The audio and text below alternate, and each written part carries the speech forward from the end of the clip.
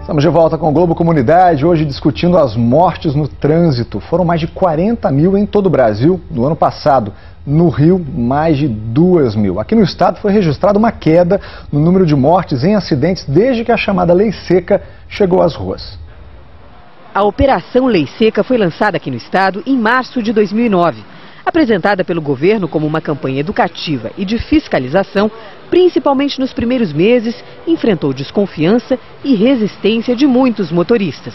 Alguns chegaram a criar uma página na internet informando os locais onde blitz estavam sendo realizadas.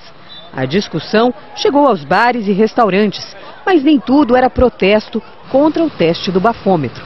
A maioria dos motoristas se mostrava consciente da importância de não misturar álcool e direção. Eu acho que a gente tem que ter aquela questão de responsabilidade com os demais. Todo mundo está perto, vai destaque todo mundo.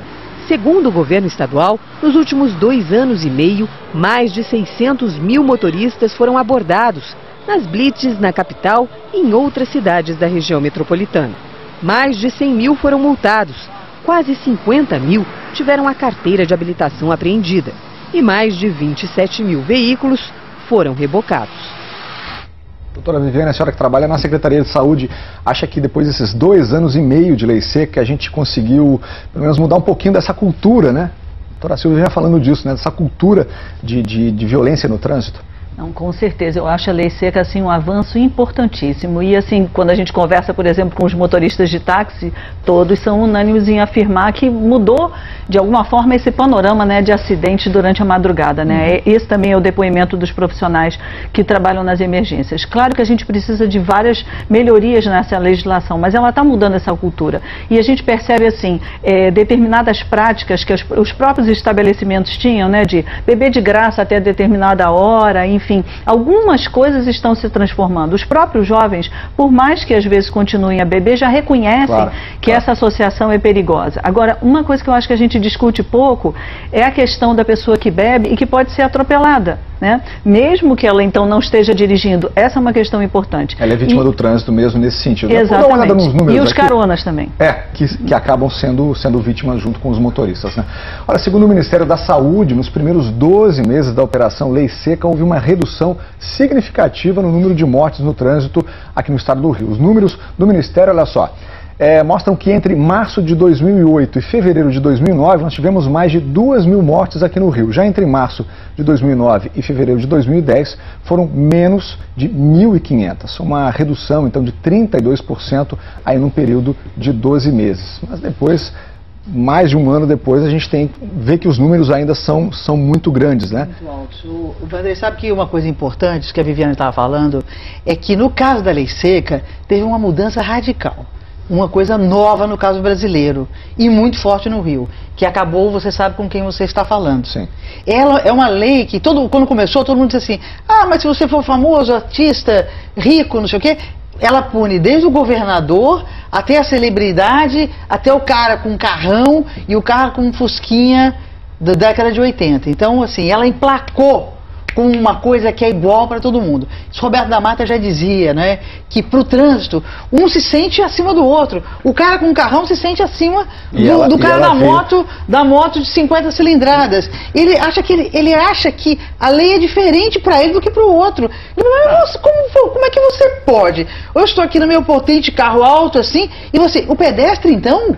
Essa faixa aqui na minha frente me atrapalhando, mas o sinal ficou vermelho para mim. Então, assim, o que o Roberto da Mata dizia é o seguinte: primeira coisa é que precisa ser igual para todo mundo. E essa lei, no caso do Rio, mudou assim o conceito da coisa do trânsito, porque é igual para todo mundo. Mesmo assim, a gente tem uma questão, só desculpe interromper, só para a gente dar um número aqui e ver que mesmo assim a gente tem uma grande diferença aí. Olha, dos 600 mil motoristas que foram abordados na Lei Seca, aí, desde o início da Lei Seca, 600 mil motoristas, nós temos 5 mil condutores que sofreram sanções administrativas, ou seja, se negaram a fazer o bafômetro e caíram apenas em sanções administrativas. E 1.839 de 600 mil, esses sim, sanções criminais. Ainda é um número muito pequeno. Quer dizer, e a lei acaba amparando essas pessoas, né? É muito pequeno. Pode falar um pouco sobre isso aí. É muito pequeno mesmo, mas o problema da Lei Seca, quer dizer, que eu vejo, ela resolveu uma questão de acidentes de trânsito, mas não resolveu tudo, até porque é divulgado onde acontecem as leis secas.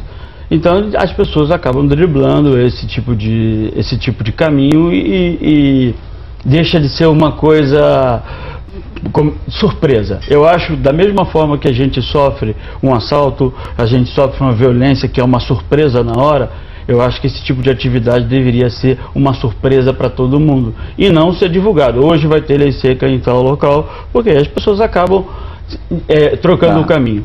Mas a lei seca deveria servir também para o poder público para praticar isso em cima das motocicletas. Porque se fizesse atuar também em cima dos motociclistas.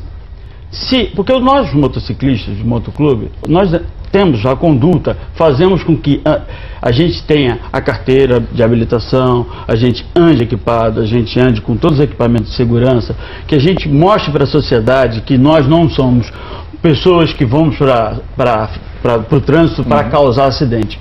E muitas vezes nós somos tratados como marginais.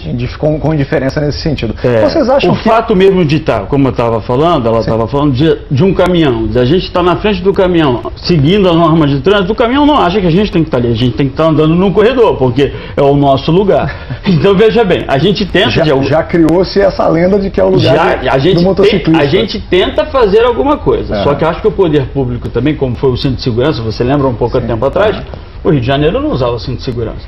Apertaram. Hoje em dia você já entra no carro já colocando cinto de segurança. Vocês acham que esse modelo ainda dos filmes, a própria propaganda, as músicas, incentivam? A senhora que traça o perfil social, a senhora acredita que há uma influência nesse sentido? Eu acho que há. Tem uma glamorização do carro, do motor, da coisa poderosa, modelos de masculinidade, como Viviana estava falando. Influenciando a andar mais rápido? É andar mais rápido, é a ideia de que carro e moto é poder. É poder, é valer mais um do que os outros e tal, né? Mas eu acho que a gente resolve isso com uma combinação entre educação e punição. Mas esses índices de moto que estão, essas estatísticas que estão crescendo, é em cima dos profissionais de moto, das pessoas que trabalham com moto. Você vê, tem a fabricação de moto para esse ano foi de 1.500.000 motos, só de baixa cilindrada. Então significa que é um público mais direcionado. Exatamente, nós temos uma frota muito grande.